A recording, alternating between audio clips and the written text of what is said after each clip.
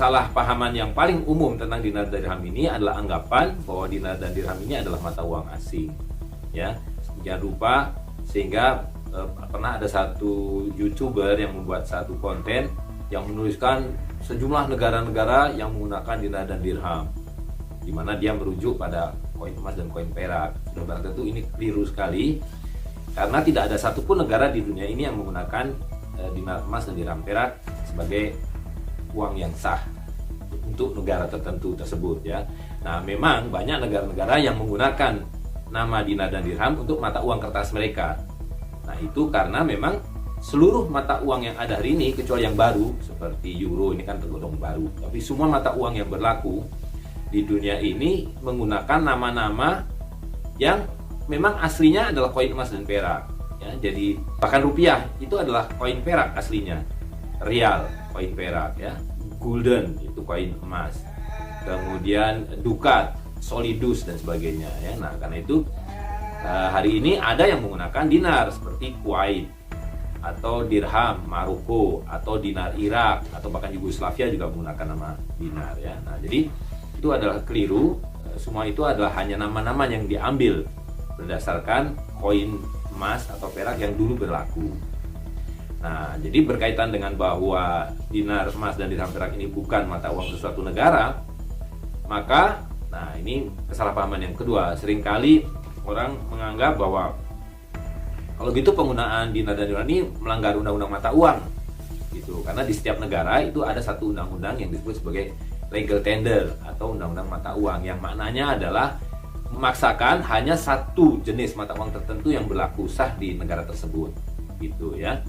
Nah, seperti di Indonesia, ya, mata uang yang sah adalah rupiah gitu, dan itu memang dipaksakan oleh undang-undang bahwa satu-satunya mata uang yang berlaku secara sah adalah rupiah di dalam negeri ini gitu. Tapi tidak berarti bahwa itu kemudian melarang penggunaan sesuatu yang lain sebagai alat tukar gitu, ya. Walaupun dikatakan dalam undang-undang itu barang siapa menolak rupiah sebagai alat pembayaran, maka dia melanggar undang-undang gitu.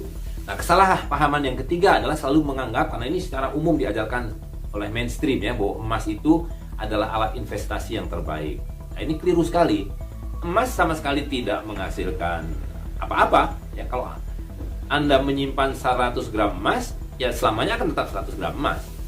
Bahwa ketika kemudian nanti dirupiahkan, itu dari ketika membeli hanya 800.000 dan ketika dijual menjadi 1 juta, itu bukan emasnya yang berubah, ya kan? Tapi nilai uang rupiahnya yang merosot, sehingga diperlukan rupiah lebih banyak untuk membayar jumlah emas yang sama. Nah, yang keempat, banyak orang yang masih menganggap dinar dan dirham itu mata uang zaman dulu, jadul, ya kan? Nah, jadi karena ini sebetulnya ada sudut pandang numismatik.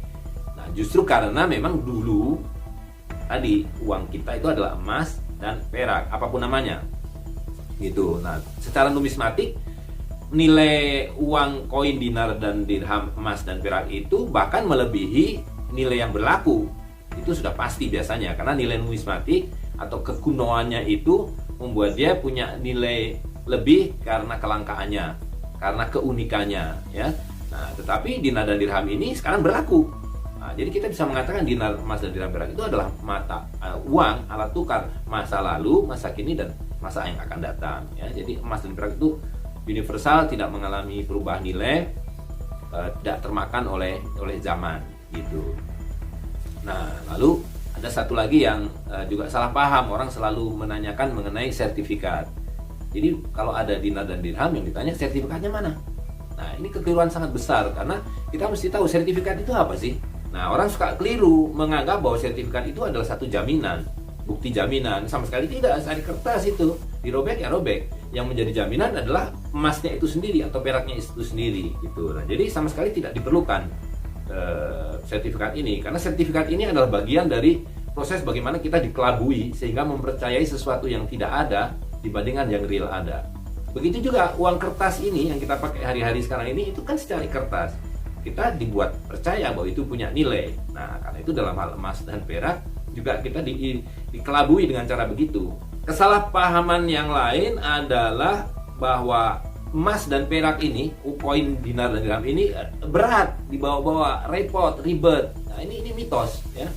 Jadi coba Anda hitung itu, membawa satu keping koin dinar senilai hampir 4 juta dengan uang kertas.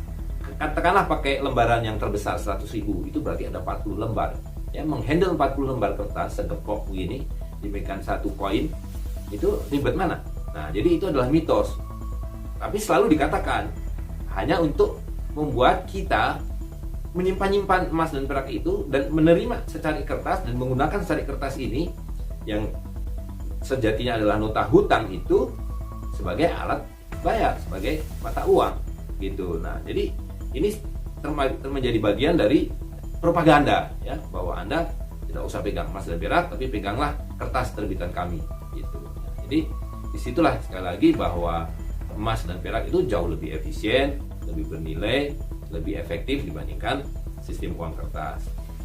Nah, kalau persoalannya kemudian, sekarang kan sudah ada teknologi dan digitalisasi yang membuat kita mudah menggunakan perangkat gadget, dengan ATM dan sebagainya dalam penggunaan uang fiat. Oh, dengan dinar dan dirham juga bisa. Tinggal mengganti angka-angka digital yang tidak ada jaminan asetnya dengan angka-angka yang memang mewakili berat emas itu sendiri. Jadi tidak ada persoalan dengan teknologi. Nah, lalu salah paham berikutnya ini juga lazim. Mereka mengatakan, bagaimana kalau kita menggunakan dinar, kembali kepada dinar emas dan dirham perak? Apa cukup? Ya kan, jumlah emas dan perak di dunia ini kan terbatas. Nah, ya, jadi ini adalah salah persepsi, salah paham ya. Karena pertama, bahwa seluruh ciptaan di muka bumi ini, dunia ini terbatas. Gitu. Emas dan perak juga terbatas, tapi kebutuhan manusia juga terbatas. Gitu. Jadi secara praktisnya harusnya mencukupi.